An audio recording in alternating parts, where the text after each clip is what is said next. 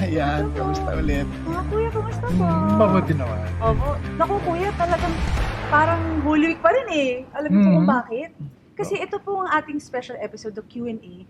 Eh yung mga tanong po ay manggagaling po sa ating mga kapatid na nag-comment po nung Holy Week special natin. Talaga? okay. May mga nagtanong. Oho, kaya salamat po sa inyong mga katanungan at mga comments. Talagang nakaka-bless naman po. Talagang nakikinig sila, talagang pinagdinilay-nilay na lang yung mga payo, mga kuya. Kaya yan po, may mga comments. Ayan, Okay. sige. So mga kuya, ready na po ba kayong sagutin ang kanilang mga tanong? Oh, ready ready na na. siya. Si Kuya.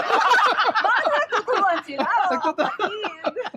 Mga kuya naman. Oo. Parang alam niyo na kung mahirap yung mga tanong, ha? So, eto na ho. Kaya nakakabilib ang ating mga kapatid. Ang ganda ng mga tanong. So, number 1 question. Ayan, sige. Itago po natin siya sa pangalang Miss Super Pretty. Yeah. Oo. May first and last name. Okay. Good evening, kuya. Ask ko lang po, bakit po mayroong fiesta? Oo, okay. Fiesta. Opo. Malay ko ba? Sorry yan. Ayun, magandang sagot Ano, yun. alam mo sa Bible, kung mapapansin nyo, may mga feast na pinasa-celebrate ang Panginoon Diyos sa mga Israelita to remind a certain event kung anong ginawa ng Diyos sa kanila. At the same time, to indicate periods. No? Kunyari, Feast of the Unleavened Bread, yan, Feast of the Tabernacles. Meron silang mga ganong karanasan na to remind them so that the next generation will also know, ito pala yung pinaniniwalaan namin. Ito pala, kanya Passover. Passover. Diba? Ito pala yung na-deliver kami sa Egypt. So, a reminder yon sa mga generation na hindi nila alam yon. So, kaya pinapa-celebrate yun. Ngayon, pag sinasabi mo naman pista in our generation, anong klaseng pista? Kasi ang daming pista na celebration yon ng pagsamba nila sa kanilang mga Diyos-Diyosan. Okay. So, maraming ganun din pista. Marami, Di ba, oo. Kuya Erwin? So, ang tanong, tayo po ba meron tayong mga sineselebrate na pista? So, ulitin ko, hindi masama mag-celebrate ng pista kung ito ay magpapaalala ng isang karanasan na magbibigay kalwalatian sa Diyos. Okay. Pero kung ito magbibigay ng karangalan para sa ibang Diyos-Diyosan, hindi mabuting pista yon. Okay? Halimbawa, pista ng muling pagkabuhay. Oh. No? Napakaganda yun kasi it's a reminder that si Jesus nag-resurrect. Na Opo. finulfill ng Diyos yung promise niya at it confirms who Jesus is. Yung claim si Jesus, totoo. Kaya ang sarap i-remind ang sarili natin kasi minsan makakalimutin tayo. Kaya every time we celebrate yung pista ng muling pagkabuhay ni Jesus, naaalala natin, teka, buhay ang Diyos ko, buhay ang Panginoon ko, buhay siya, di ba? Hindi siya patay. So, ang laking bagay nun, di ba? Pero again, pati yan, hinaluan din ng pagsamba sa Diyos-Diyosan. Kaya tuloy, sa halip na si Jesus Christ yung maalala, ang naaalala mo itlog, rabbit, di ba? Kasi parang celebration of fertility yun eh. Yung goddess ganun, of oh. goddess of fertility. Oo. Yung rabbit? Hindi, yung Sa itlog. yung goddess of fertility ng mga Si Easter, si Easter ang tawag doon. Easter. At ang symbol niya yung rabbit at saka yung itlog. Kaya titingnan mo kung ano yung sineselebrate mo talaga. Kasi lahat naman yan pwedeng para sa Diyos at iba gagamitin para sa kadiliman. Kasi mga kuya, minsan hindi mo maiwasan. Yun na yung nakagawian ba? Naging tradition na lang. Huwag pag mulat ko ng mata, baby face na lang ako ngayon. Kuya, pasensya na. Baby Siyempre, face. oo. Yun yung pangalan ng gangster eh. Si Baby Face. Hindi naman ako gangster. Sorry ako, kuya. Hindi kasi minsan po, parang hindi ko naman alam na, syempre, di ba? I mean, hindi ko naman po alam. So, kung ano na lang ituturo sa akin na, syempre, ng mga nakakatanda sa akin, isusundin ko na lang, mga kuya. Yun ang maganda sa panahon natin. Pwede natin siya i-research, no? Ayun. Nakakatuwa. Google po ba yan? Hindi naman, pwedeng chat GPT. Wow. Ang dami, actually, ang dami. Pero it's also good na, katulad ito, itong pahay kapatid, you can ask question.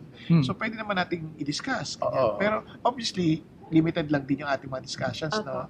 Pero isang bagay lang na, sa lahat ng gagawin natin, mahalaga, bakit natin ginagawa? Always ask the why. Yes. Kasi without understanding the why, lahat ng what mo, minsan useless.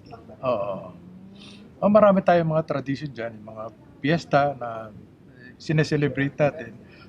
Maliban lang sa, binanggit ni Kuya Bong, yung piyesta ng muling pagkabuhay. Meron pa tayong popular piyesta, yung Flores de Mayo. yung Opo. Flowers of May. Oo. Pero nung tinignan ko yan, alam mo, dito lang sa Pilipinas natin, Meron. meron yan, yung Flores de Mayo. Ang focus dyan yung cross, kasi naniniwala tayo na si Constantine, nung lumaban siya, nakita niya yung sign of the cross, na may nakasabi doon, by this sign you will conquer. At yun yung parang tradition na kung paano naging simbolo ng Christianity yung cross. Ayan. Although, yan para sa iba, yung mga nananampalataya sa ibang may ibang pananampalataya sa ibang simbahan. Ganyan.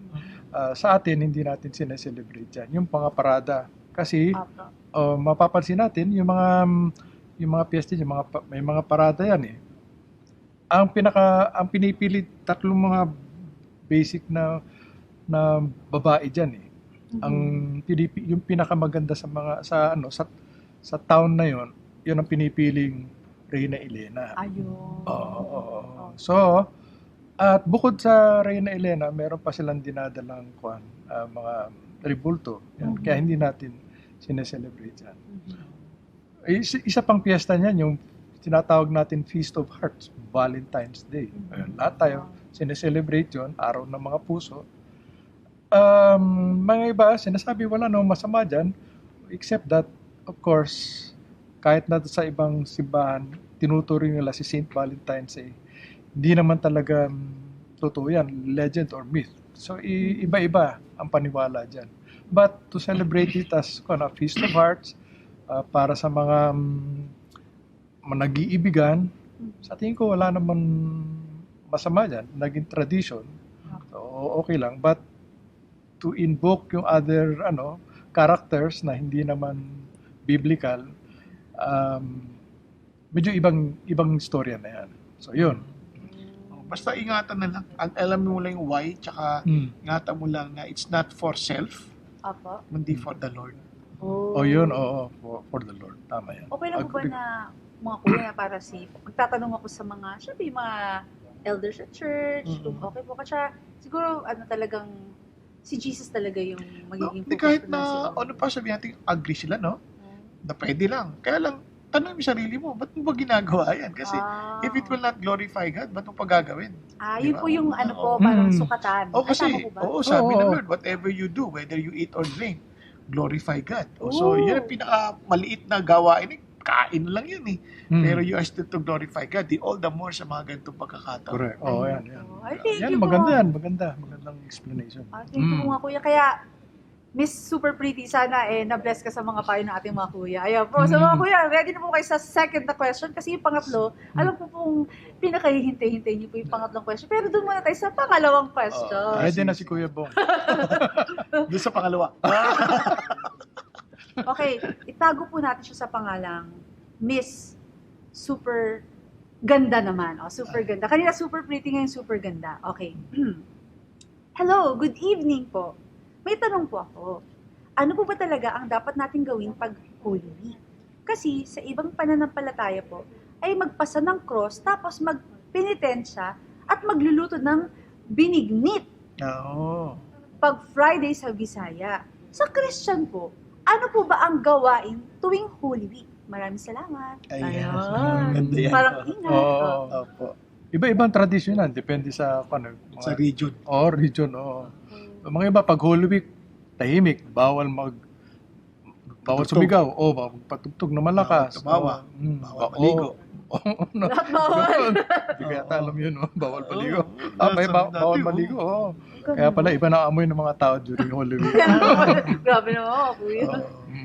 Pero ganun din, katulad nung kanina, pinag-usapan natin tungkol sa pista. Opo. Nasa yan eh, dapat alamin mo muna, ano nga ba to para ang purpose to? Kaya, even among Christians, no, iba-iba rin ang kalang way of doing it. Walang standard na paraan to celebrate it. May mga non-Christians na they do it by using the opportunity for retreats para makapag-evangelize sila.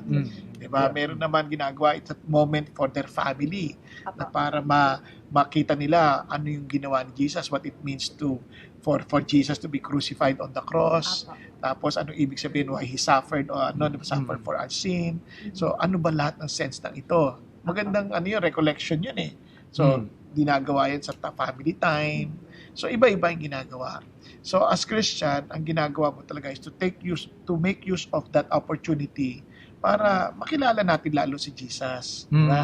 Mag-grow tayo in our relationship with Him at sa knowledge ng grace ng Diyos na pinakita sa atin na sa katauhan ni Kristo. So yun, importante yun.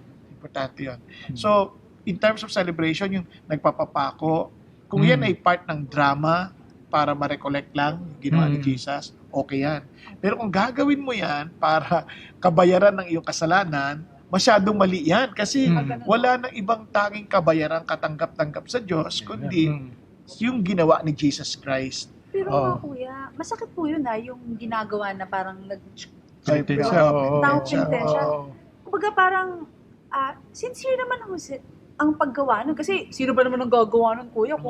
Pero paano po yung mga kuya sa ating mga nanonood na, syempre baka naranasan na rin na yun na, sincere naman po ako talaga sa paggawa ko nun kasi mahal ko si Lord. I mean, ano pong maipapayo nyo na, kumbaga mag-guide lang sila bilang parang, kunwari, tatay na kayo o mga kuya, doon po sa ating mga nanonood na naranasan po yun. Unang-una, hindi inuutos ng Diyos yun na tayo ay magpapako o parusahan natin ang ating sarili. Ang inutos ng Diyos, kung maalala ninyo, nakasabi sa Biblia, sabi ni Jesus, do this in remembrance of me. Ano yung pinapagawa niya?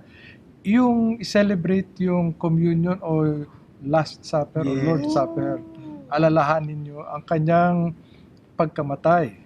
At siguro sa pag-alala na rin yung kanyang muling pagkabuhay. Pero mas mahalaga yung sakripisyo niya para sa atin na binayaran niya ang ating kasalanan. Pangalawa, itong pagpapako sa krus, tradition lang eh. Iniisip lang natin na makakapagbayad yan ng kasalanan natin, pero sa totoo lang, hindi eh. Parang pinaparusahan mo lang sa sarili mo nang wala namang saysay dahil hindi mo na mababayaran yung kasalanan mo eh. Ang makakapagbayad lang yung ang ginawa ni Jesus. Tulad na nasabi ni Kuya Bong, tama yun. Yun ang sinasabi sa Biblia.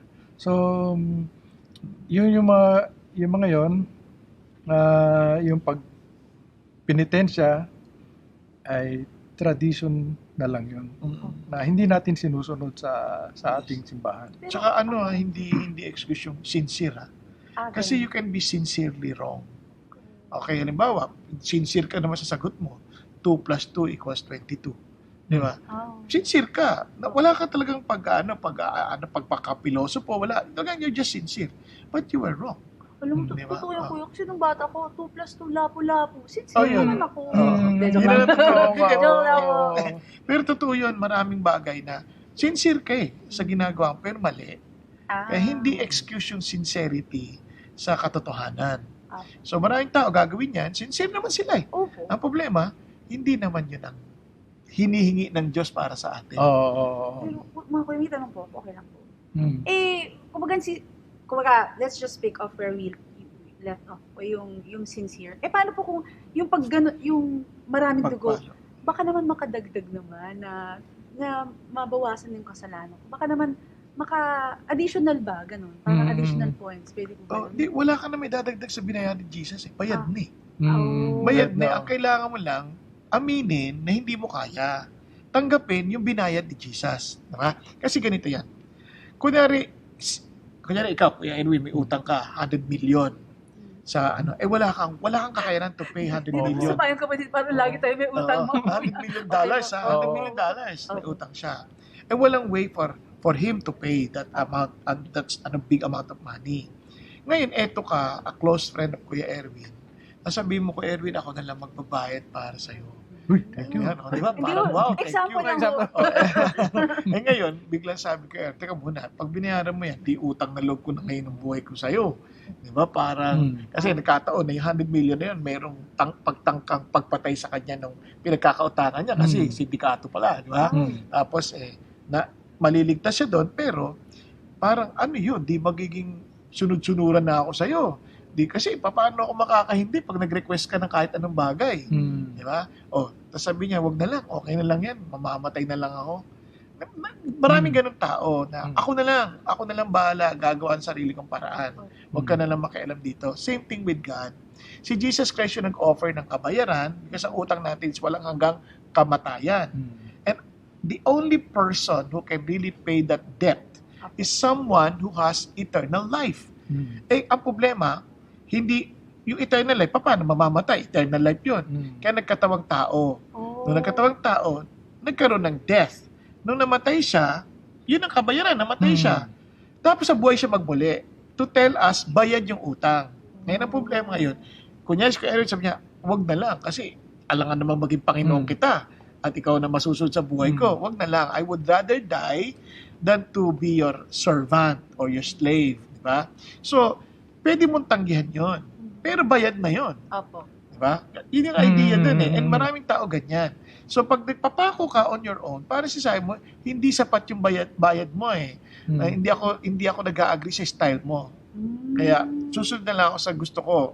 Kaya, alam mo ba, kahit religious actions, yung mga religious practices, sometimes, we try to do those things to avoid Christ.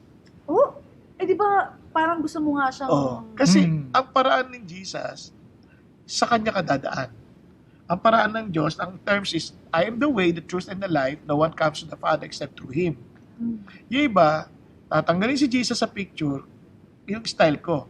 Yung religion ko, yung church ko, yung style namin, yun ang gagawin ko para ako ay mapalapit sa Diyos. Sabi ni Lord, hindi. Ang paraan si Jesus. Kaya you come to God not with your terms, but with these terms. Kasi sa kanya tayo may utang eh. Opo. Yun. Ano ko lang, additionally, siguro ang paniniwala kaya nagpipinitensya, dahil may sinasabi naman sa Biblia, without the shedding of blood, there can be no forgiveness of sins. Nasa Bible nga Nasa Bible yun. Pero ang sinasabi dito na blood of Christ eh. Not our blood. Tsaka, tandaan natin, yung pag sinabi sa Biblia, the blood of Christ, it's not really talking of, real blood. It's a figure of speech eh. Isang matalinhagang wika na nagsasaad lang yung ang kamatayan ni Jesucristo. So, whenever we say blood of Christ, it means the suffering and the death of Jesus Christ. Yun. Hindi yung dugo mismo. Kaya kahit na mag-ano ka ng maraming dugo sa likod ng katawan mo, sa buong katawan mo, hindi yun makapagbabayad ng utang mo. Kasi meron lang tinatanggap na bayad ang Diyos eh. Yung sinless sacrifice. Si Jesus lang ang sinless eh. Di ba? So, para bang kunyari, pupunta ako, bibili ako sa iyo ng mga, ano ba tawag mo doon? Ay, mga yung mga hikaw. bling-bling. Wow. Meron pa talaga. Bibili ako ng bling-bling. Tapos dala-dala ko yung aking kalabaw. Ito ang bayad ko sa iyo. Sabi mo sa akin, hindi naman yan ang bayad na tinatanggap ko. Yes. Ang tinatanggap ko yung pera na natin. Gcash. Oo. So ganun tayo. Pinambabayad natin sa ating kasalanan isang bagay na hindi naman katanggap-tanggap sa Diyos. Ayun. Oo. So yun. Thank you po. So yun, napaka-importante nun. Naku, mga kuya, thank you all yan. Miss, super ganda. Sana po na bless po kayo sa payo ng ating mga kuya. Very clear po yan. At may mga extra pang mga payo. Ayan po sa mga kuya. Ito na po yung ating third and final question. Ready na po ba? Hindi. May joke lang po yun. So ito na po mga kuya. Third and last question. Kuya, may nagtanong, kanino daw binayaran ni Jesus ang kasalanan ng tao? Kanina, pinapaliwanag nyo na yung bayad utang, di ba? Oo, bayad utang. Okay, tuloy nyo na. Siguro yung kabayaran na yan, may sinasabi kasi sa ang Biblia na ransom. Christ was the ransom for many or ransom for all. So, iniisip agad natin na may binayaran si Jesus. Pero ano ito tulad ng sabi ko, figure of speech ito eh. Sino ba ang inaakala natin binayaran ni Jesus? Ang Diablo? Wala naman utang si Jesus sa Diablo eh. At hindi naman niya tayo tinubos sa Diablo. Unang-una, wala namang pag-aari ang Diablo dito sa mundo eh. So, sa akin, no? Sa amin, pag sinabi mong binayaran ni Jesus, para bang itong kunyari ako nagkasala, ang penalty ng aking kasalanan o aking krimen ay silya elektrika. Yun ang parusa ko. Tapos nag-volunteer si Kuya Bo. Sabi niya, ako na lang pupunta sa silya elektrika o magpapasaksak ng lethal injection para sa iyo. Binayaran niya ako. Meron bang binigay si Kuya Bo? Wala, di ba? Ibig lang sabihin yun, Walang transaction na. Walang transaction na parang financial. Instead, lang yan? An expression. Expression na siya ang umako ng consequence, substitute penalty ng aking ginawa. So, yun ang ibig sabihin. Kasi basically, kapag ikaw nagpatawad, parang you bear the consequence eh. Di ba? Parang, kunyari, may utang ka. Balik tayo sa utang, di ba? May utang ka. Utang ka ng... Kanya may utang ka sa akin ng 100 million. Okay? Na naman. Ako na. Ikaw na naman. 100 million na naman. Ikaw naman may utang ka din si Kuya. Ngayon, sabihin ko, sige, pinatatawad na kita. So, sino nagbayad ng 100 million? Parang cost sa inyo na po yun. Ako yung naging cost. Ako yung nag-bear ng consequence ng pagpapatawad ko sa'yo. Sa madalit salita, I paid the cost. Yun. Diba? Kaya ganun din kay God. Jesus Christ paid the cost, the sufferings that we should suffer. Si Jesus ang nag-suffer noon for us. No? Parang siya na yung umako, yung supposed separation, eternal separation from God. Like, kasi sabi ng Lord, you will be dead. Separation from life yun eh. And God is life. So once you're separated from God, you are dead. Diba? So, and si Jesus Christ, kung papansin nyo, one of the 7 last words ni Jesus, my God, why hast thou forsaken me? When Jesus Christ became sin on our behalf, He became sin. He was separated from His Father from eternity past. Bigla niyang tinawag, my God, why hast thou forsaken me? Yang sigaw na yan ang magiging sigaw ng bawat isang tao who rejected Jesus Christ. Okay? Kasi yan talagang sigaw talaga natin. Pero inako ni Jesus yan upon Himself para hindi na tayo ang ganyang sisigaw. Ayan. Kaya, kung tinan yung karugtong yan, I thirst. Kasi yung thirst na yun, yung talagang parang kang nasusunog na naubos yung tubig. Kasi kaya mapapansin mo sa Luke chapter 16 verse 19, yung storya na yon about the rich man who died and was sent to Hades. Sabi niya, please tell Lazarus to dip his finger and to cool off my tongue for I'm in agony in this flame. Ganon kauhaw yon. Tuyong na finger full of water lang, enough na for his thirst to be quenched, di ba? Grabe yun, no? Kaya ganun yung idea na maawa kayo sa amin. Why have you forsaken us? Give us water. We're thirsty. Or kaya si Jesus, I thirst. Nakuha niya yung suffering na yon na supposedly ours. Kaya siya ang naging substitute. Kaya yung kabayaran, God took the payment to Himself. Na parang ako na umako nung supposedly iyong kaparusahan. Grabe po.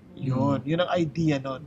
So, ayaw po ni Jesus na masaktan tayo, magdusa tayo. Siya na lang, ako na lang. Oo, pero it also expresses kung gaano siya kagalit sa evil. Kung gaano siya kagalit sa kasalanan. Galing po. Siya na rin ang talagang tumapos ng laban. Umapos. Kasi ganun katindi yung problema natin that there is no other way to solve it kundi siya mismo. Wow, thank you, Lord. Siya mismo. Oo nga. Ang bait talaga ni Lord. Kaya, Amen. sana po na-bless po kayo doon sa ating sa mga payo ng ating mga kuya. Although alam ko po mahirap po kasi kanina medyo dinidiscuss, mahirap po yung tanong, pero by God's grace po ayan naman po mga payo ng ating mga kuya. So mga kuya, pwede naman ako naman na mag-request. Bago ko po kayo hinga ng words of encouragement, pwede po tayong mag-thank you sa ating mga nanonood. na ma-appreciate naman natin yung kanilang panahon na ginugugol na tayo ay sinasamahan sa payong kapatid. Ayan po. Oh. Ayan po. Praise God. Salamat po. Oh, salamat. Oh, in fact, yun na yung words of encouragement. Parang ito Opo, na yun. tuloy na po. Opo. Tuloy na Yes, natin. po. Oh. Nagpapasalamat kami sa inyo dahil sa mga tanong nyo. Ibig sabihin, para sa amin, talagang iisipan nyo, nakikinig kayo at pinag-iisipan nyo. Yung mga sinasabi namin at talagang fully appreciated yan. Yung Q&A, napaka-importante nito sa amin eh. Unang-una, sinasabi ninyo sa amin na kayo'y nandyan, nakikinig.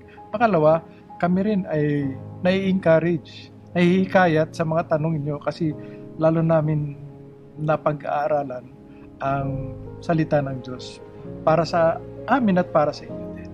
So dahil dyan, all glory to God. Salamat sa inyo. Amen. Wow! Tingnan mo, parang artista lang si Kuya Erwin. Tingnan nyo naman. Mr. Pogi na. Ito na po ang Mr. Pogi na. Marikina. Totoo Kuya po. Pogi. Ako rin po ay nagpapasalamat sa inyo. Pero bago po tayo magtapos, gusto ko lang sabihin sa inyo ganito. Sabi ho sa Bible, He who did not spare His own Son, but delivered Him over for us all.